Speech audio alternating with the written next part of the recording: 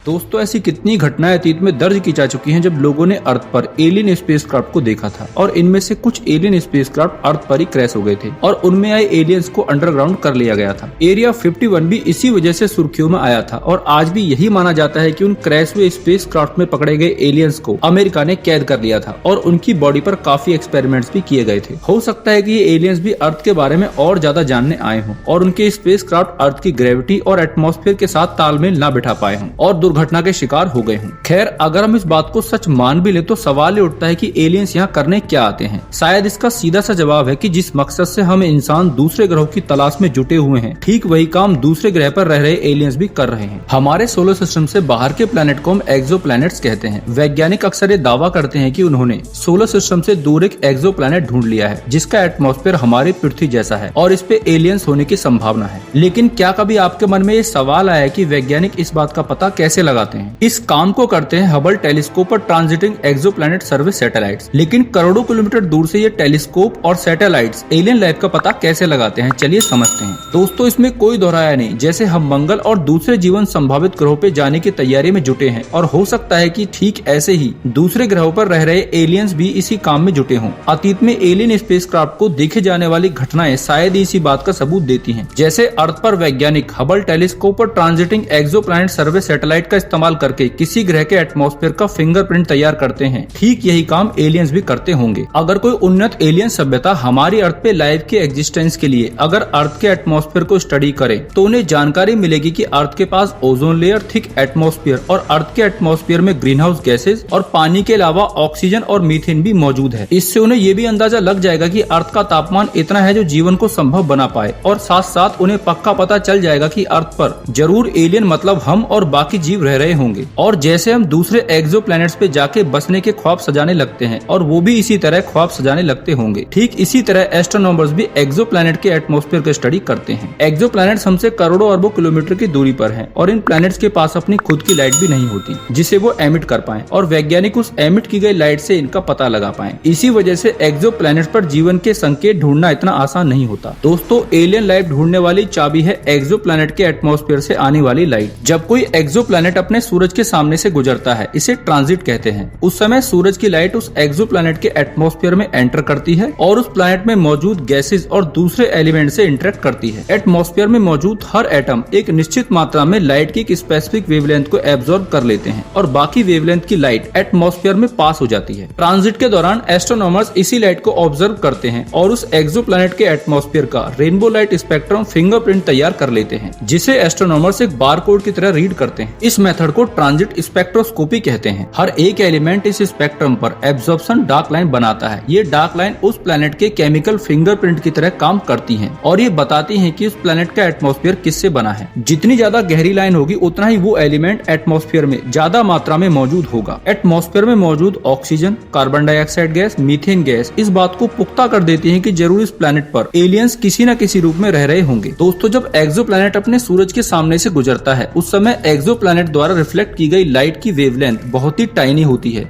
जिसे डिटेक्ट करना मुश्किल होता है। इन छोटी से छोटी लाइट वेवलेंथ्स को डिटेक्ट करने का काम करते हैं स्पेस बेस्ड टेलीस्कोप्स। इनमें ऐसे इंस्ट्रूमेंट लगे होते हैं जो अल्ट्रावायलेट, ऑप्टिकल और इंफ्रारेड स्पेक्ट्रम को कलेक्ट कर देते हैं और इसे एम्पलीफाई करके इतना बड़ा बना देते हैं ताकि इनसे जानकारी हासिल की जा सके। इसी डाटा को स्टडी करके एस्ट्रोनॉमर से अनाउंस करते हैं कि उन्होंने ऐसा प्लैनेट ढूंढ लिया है जहां बिल्कुल अर्थ जैसा एटमॉस्फेयर, उसके पेरेंट स्टार से निश्चित दूरी के कारण ह्यूमंस के लिए सही तापमान और लिक्विड वाटर उपलब्ध है। दोस्तों, अभी तक एस्ट्रोनॉमर्स मिल्की वे में 4000 एक्सोप्लैनेट ढूंढ चुके हैं, लेकिन ये संख्या ट्रिलियंस में हो सकती है। इन्हीं एक्सोप्लैनेट्स में से एक है प्रोक्सिमा बी जिसे एस्ट्रोनॉमर्स ने 2016 में ढूंढा था। इसका साइज हमारे अर्थ जितना ही है। और दूसरा एक्सोप्लैनेट है प्रोक्सिमा सी जिसे 2019 में खोजा गया था। अभी तो इंसान खुद के ही सोलर सिस्टम के प्लैनेट्स तक पहुंचने की मिशन पे काम कर रहा है, एक्सोप्लैनेट तक पहुंचना तो दूर की बात है। लेकिन भविष्य में शायद आने वाली जनरेशन ऐसे स्पेसक्राफ्ट बना पाए जो लाइट की स्पीड या उससे भी कई गुना तेजी से चल सके या फिर एक वर्म होल बना के इन एक्सोप्लैनेट तक कुछ कुछ ही समय में पहुंच पाएं। लेकिन सवाल ये उठता है कि आखिर क्यों दूसरे ग्रहों की तलाश की जाए जब हमारे पास पहले से इतनी खूबसूरत और जीवन के लिए हर जरूरी वस्तु देने के लिए अर्थ पर्याप्त है। फिर क्यों इतना पैसा स्पेस मिशन में लगाया जा रहा है? इस महत्वाकांक्षा के पीछे फिर वैज्ञानिक कारण बताते हैं कि अगर हमारी पृथ्वी से कोई उल्कापिंड टकरा जाए तो पूरी मानव जाति समाप्त हो जाएगी। ऐसे बहुत सारे जवाब है जो सही भी लगते हैं। दोस्तों, आप इसके बारे में क्या सोचते हैं? कमेंट करके जरूर बताएं। वीडियो को अंत तक देखने के लिए आपका बहुत बहुत धन्यवाद। अगर आपको वीडियो अच्छा लगा हो तो इसे लाइक करें और चैनल को सब्सक्राइब करना ना भूलें। Thank you.